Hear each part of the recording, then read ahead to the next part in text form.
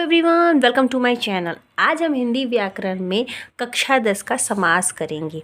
समास में आज हम जानेंगे समास किसे कहते हैं, समास विग्रह, समास के भेद, ये सब सारी चीज़ें हम आज जानेंगे।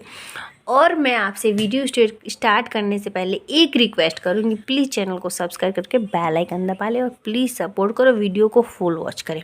तो देखिए समास आखिर होता क्या है। समास वह शब्द है जो संक्षेप, मिश्रण, सम्मेलन, संग्रह, यानी किसी भी चीज़ को जोड़ के, किसी बहुत सारे शब्द को जोड़कर अगर वो एक शब्द बनाए उसे ही समास कहते हैं। यानी शब्दों के झुंड को, ऐसा आप बोल सकते हो। जैसे यहाँ पे देखिए लिखा है, समास शब्द का शाब्दिक अर्थ है संग्रह। संग्रह का मतलब क्या होता है? इकट्ठा। सम्मिलन, मिलन, एक साथ मिलके। संक्षेप यानी कि किसी भी बड़े से शब्द को छोटे से शब्द में संक्षेप करना। संक्षेप करके, जैसे बहुत बड़ा एक संघ है उसको हम संक्षेप करके छोटे वर्ड में बना रहे हैं। मिश्रण, मिक्स है जो, आदि। ओके। जैसे व्याकरणिक दृष्टि से दो या दो से अधिक पदों के मेल से जो नया शब्द बनता है उसे समस्त पद कहते हैं। यानी व्याकरण की दृष्टि से देखा जाए कि दो या दो से अधिक शब्दों से मिलकर अगर कोई नया शब्द बन रहा है तो उसे हम समस्त पद कहते हैं। तथा शब्दों के मेल से नए शब्द बनने की प्रक्रिया को समास कहते हैं। जब ये शब्द का एक साथ मेल होता है, उससे कोई नया शब्द बनता है तो उस प्रक्रिया को हम समास कहते हैं। ठीक है। जैसे देखिए यहाँ पे कुछ एग्जाम्पल्स दिए हुए हैं। गंगा जल, रामावतार, पत्रोत्तर आदि। जैसे गंगा जल, हम क्या बोलते हैं? गंगा जल को हम कैसे बोलते हैं? ये गंगा का जल है। तो गंगा का जल, इतने बड़े सेंटेंस को एक क्या कर दिया गया, शॉर्ट में लिख दिया, लेकिन उसका भी मतलब वही है और इसका भी मतलब यही है। गंगा का जल बोलिए या फिर गंगा जल बोलिए, सेम वर्ड है। रामावतार, रामावतार हमने एक वर्ड में कर दिया, लेकिन राम का अवतार इसे हम बोल सकते हैं। उसी को तो रामावतार कर दिया गया। फिर पत्रोत्तर, पत्रोत्तर मतलब पत्र का उत्तर, उसे कहते हैं पत्रोत्तर।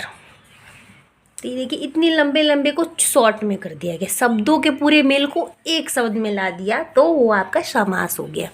फिर देखिए, वास्तव में कम से कम शब्दों में अधिक अर्थ प्रकट करना ही समास का मुख्य प्रयोजन। जैसे वास्तव में, कम से कम, छोटे से शब्द से एक बड़े से शब्द का अर्थ प्रकट करना ही समास का मुख्य यानी सबसे महत्वपूर्ण प्रयोजन होता है समास का। कि अगर आपके पास एक बड़ा सा अर्थ प्रकट कर रहा है पर एक छोटे से शब्द से ही उसका अर्थ, जैसे कि हमने यहाँ पे पढ़ा गंगा जल, तो उसका क्या, गंगा का जल, इतना बड़ा वर्ड था लेकिन हमने इसको छोटे में, जैसे यहाँ पे देखिए, जैसे कि शुभ है जो आगमन, शुभ है जो आगमन। तो अगर यहाँ पे शुभ है जो आगमन दिया हुआ है तो इसको हम कैसे शॉर्ट फॉर्म में कर सकते हैं कि शुभागमन, शुभागमन। अब देखिए इतना बड़ा वर्ड था, शुभ है जो आगमन, यानी किसी का आगमन हो रहा है वो बहुत शुभ है। तो इतना लंबा बोलने के वजह हमने सिर्फ बोल दिया शुभागमन, तो इसका भी अर्थ वही और इसका भी अर्थ यही है। जैसे कह रहा है कि अर्थ प्रकट करना ही समास का मुख्य प्रयोजन, कम से कम शब्दों में। जैसे छोटे से शब्द में इतने बड़े शब्द का इसने अर्थ प्रकट कर दिया। शुभ है जो आगमन, शुभागमन। चक्र है पानी में जिसके, चक्र है पानी में जिसकी, यानी कि जिसकी उंगली में चक्र है वो कौन है, तो इसको हम कैसे बोल सकते हैं? चक्र पाणी बोल सकते हैं। तो चक्र किसकी उंगली में रहता है? विष्णु जी की उंगली में रहता है। देखिए इतने छोटे से शब्द को किस तरह से बड़ा कर दिया गया। चक्र है पानी में जिसके, यानी चक्र पाणी।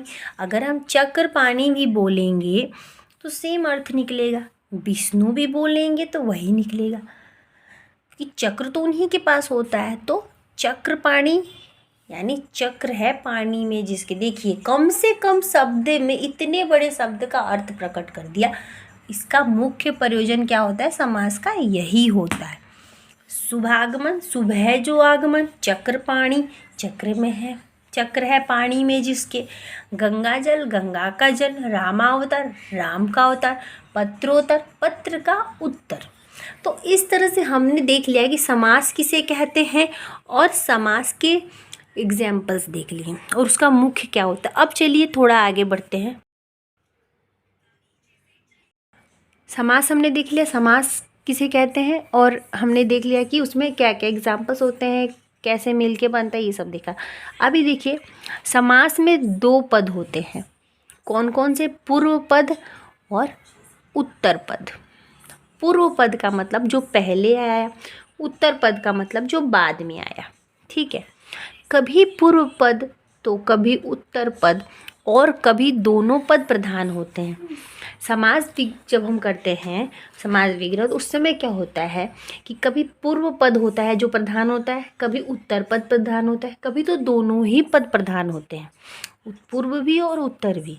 कभी पूर्व होता है तो कभी उत्तर होता है, लेकिन कभी कभी दोनों ही होते हैं। फिर कभी कभी दोनों ही पद अप्रधान हो जाते हैं। अब कभी क्या होता है कि दोनों पद का कोई मीनिंग नहीं होता, कोई तीसरा इंसान जो है उसका मीनिंग निकलता है। कभी क्या होता है दोनों का मीनिंग निकलता है, कभी सिर्फ पहले वाले का निकलता है, कभी फिर पिछले वाले का निकलता है, कभी दोनों का ही निकलता है, कभी दोनों में से किसी का नहीं निकलता, किसी तीसरे के विषय पे किया जाता है। तो वही कह रहा है, और उनका एक विशिष्ट अर्थ महत्वपूर्ण हो जाता है। प्रधान होता है और उनका एक जो विशिष्ट अर्थ होता है वो महत्वपूर्ण हो जाता है। जैसे कहा गया कि जो तीसरा है वो जो दूसरा निकलता है, अलग से निकल रहा है, वो क्या होता है, वो महत्वपूर्ण पद हो जाता है। तो ये हो गया। उसके देखिए समास विग्रह, समस्त पदों को अलग करने की विधि को समास विग्रह कहते हैं। समस्त पदों यानी समस्त पद को अगर विग्रह अलग कर दिया जाए तो उसे ही समास विग्रह कहा जाता है। जैसे कोई एक दिया हुआ है उसे हम अलग करके लिख रहे हैं तो वही आपका समास विग्रह है। जैसे यहाँ पे देखिए दिया है गंगा जल पथभ्रष्ट, तो कैसे हो गई गंगा जल? अभी हमने थोड़ी देर पहले ही देखा था, गंगा जल है अगर तो क्या होगा, गंगा का जल। अलग कर दिया ना हमने, पदों को हमने क्या किया, अलग करके विग्रह कर दिया, तो ये समास विग्रह हो गया। पथ भ्रष्ट, पथ से भ्रष्ट, पथ से भ्रष्ट हो गया अलग। तो हमने क्या किया, एक सेंटेंस को अलग, एक वर्ड को हमने अलग कर दिया, तो यही आपका समास विग्रह हो गया। क्लियर? अच्छे से समझ में आ गया होगा। तो ये हो गया हमारा समास विग्रह। और कितने पद होते हैं, ये क्वेश्चन भी आ सकता है कि समास के कितने पद होते हैं, 2 पद होते हैं, कौन कौन से होते हैं, जो भी हो, कौन सा पद प्रधान, जो भी ऐसे आ सकते हैं क्वेश्चन, शॉर्ट में अगर आएंगे तो इस टाइप के आ सकते हैं। आगे बढ़ते हैं, आते हैं समास के वेद, यानी समास कितने प्रकार का होता है।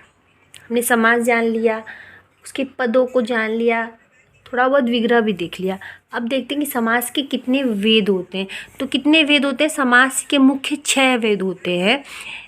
पहले नंबर पे तत्पुरुष समास, दूसरे पे कर्मधारय समास, द्विगु समास, द्वंद्व समास, बहुव्रीहि समास, अवयवी भाव समास। तो इस तरह से 6 भेद यह होते हैं।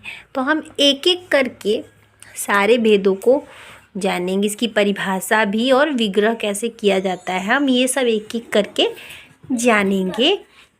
तो सबसे पहले हम तत्पुरुष समास को करेंगे।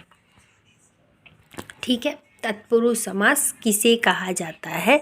लेकिन तत्पुरुष समास स्टार्ट करने से पहले हम मिलेंगे आपको नेक्स्ट वीडियो में। तब तक के लिए आप इतना रिवीजन करिए और क्या डाउट है वो कमेंट करके हमें ज़रूर बताइए। तो तत्पुरुष समास से हम नेक्स्ट वीडियो मिलेंगे। तब तक के लिए वीडियो को प्लीज़ लाइक करें, ज़्यादा से ज़्यादा शेयर करें और प्लीज़ चैनल को सपोर्ट करें और सब्सक्राइब करके बेल आइकन दबा लें ताकि मेरे नोटिफिकेशन आपको मिलते रहे। Bye bye and thank you.